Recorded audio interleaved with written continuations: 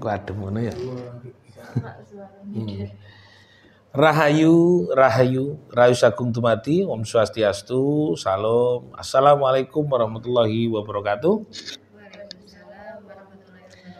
Ya, pemirsa Cahaya Batin, pintu gerbang kesadaran bangsa Nusantara. Hari ini saya kehadiran adik-adik mahasiswa dari UINSA, jurusan Sastra Indonesia. Selamat datang di podcast Cahaya Batin.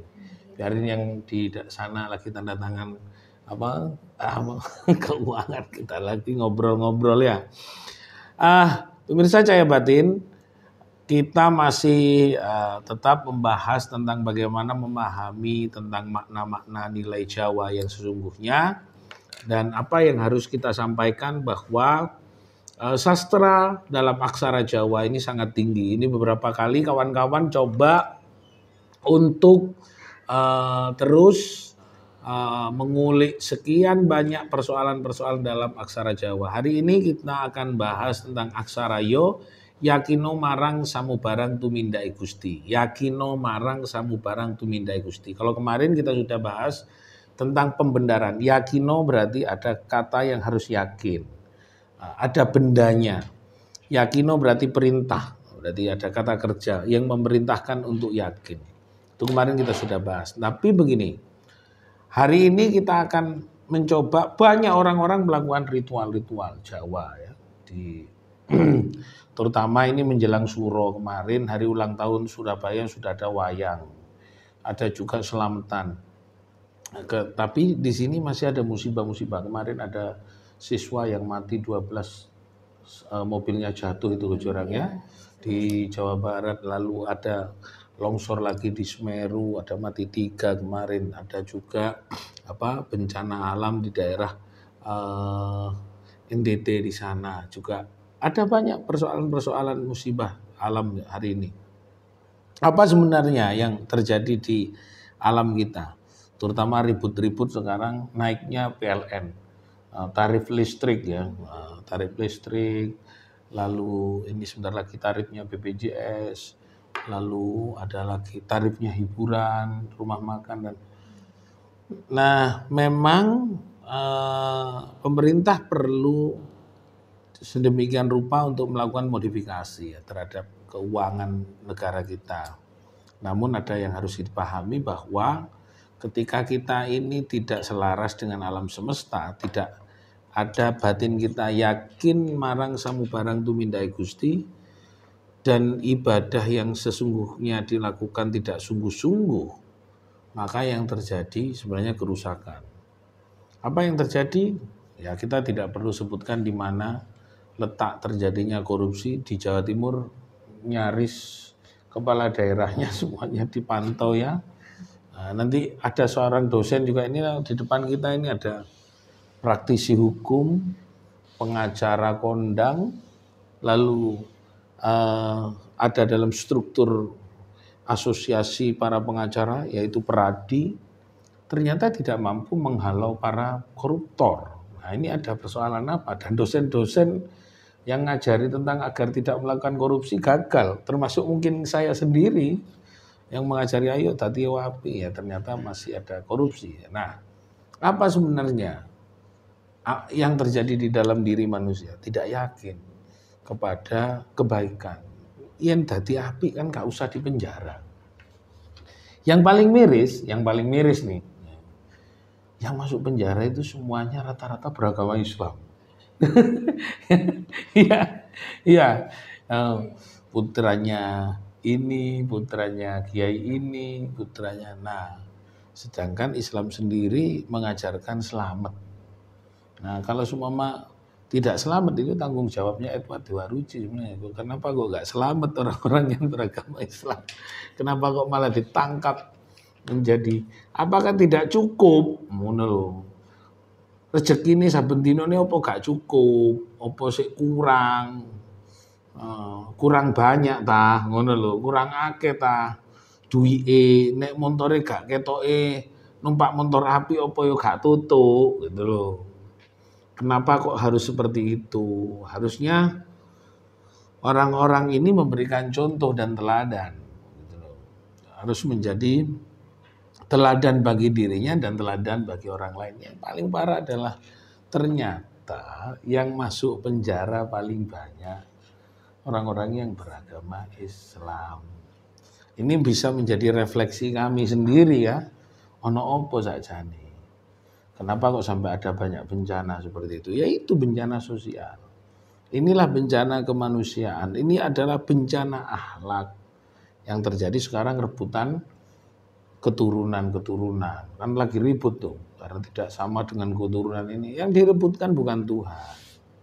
Yang direbutkan bukan yang menciptakan, kenal dengan Sang Pencipta. Tapi kenal dengan jabatan, kenal dengan korupsi, kenal. Nah, itu yang terjadi adalah akhlak dan budi pekerti itu sendiri jauh. Nah, yakino marang samubarang tumindai Gusti itu sendiri, menurut kami sudah jelas bahwa kita ini hanya beragama secara formalitas, tidak betul-betul belajar bagaimana menjauhkan, katanya kawan-kawan, amar ma'ruf nahi mungkar, betul-betul menjauhi dari perbuatan yang tidak sepantasnya. Coba di artekno angel ya, tidak diperkenankan melanggar aturan pemerintah, melanggar aturan negara, melanggar aturan agama, nggak boleh.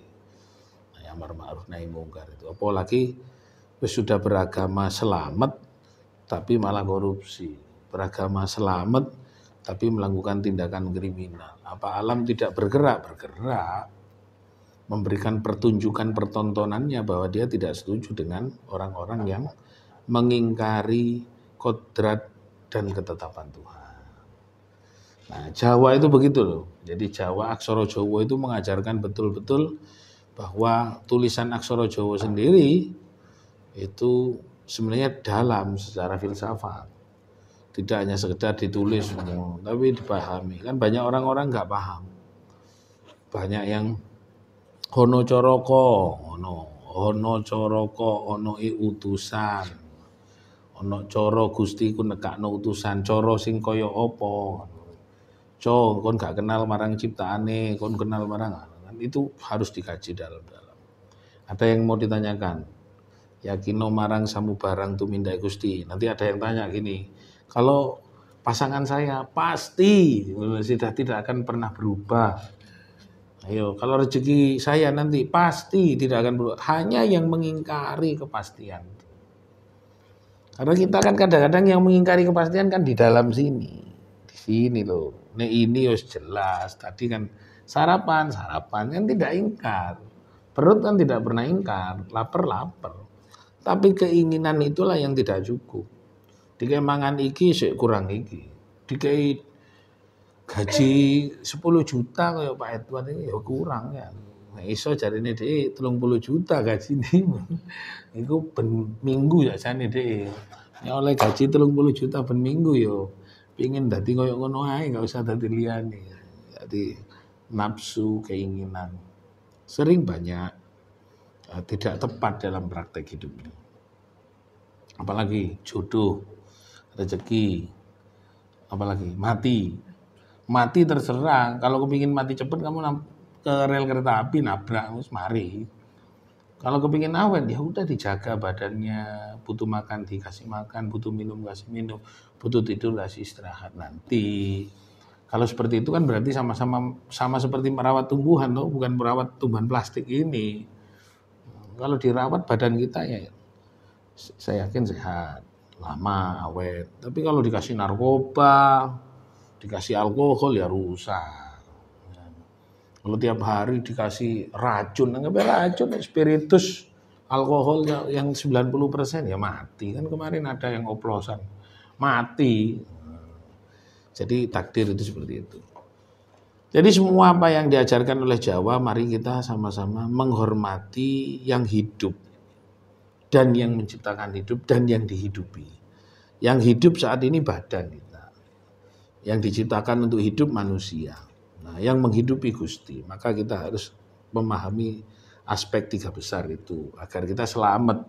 Untuk beragama selamat, agama Islam tapi masuk penjara, kan nggak bagus. Nanti biar orang-orang meskipun biar tanya sama saya, kenapa kok banyak yang beragama selamat tapi nggak selamat? Ya, itu mungkin itu persoalannya. Terima kasih. Semoga bermanfaat dan kita akan ketemu lagi di podcast Cahaya Batin dengan mahasiswa.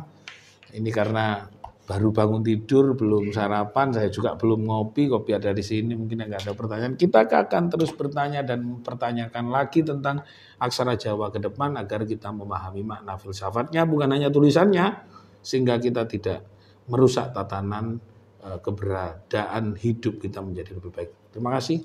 Rahayu, rahayu, rahayu sakuntumati. Assalamualaikum warahmatullahi wabarakatuh.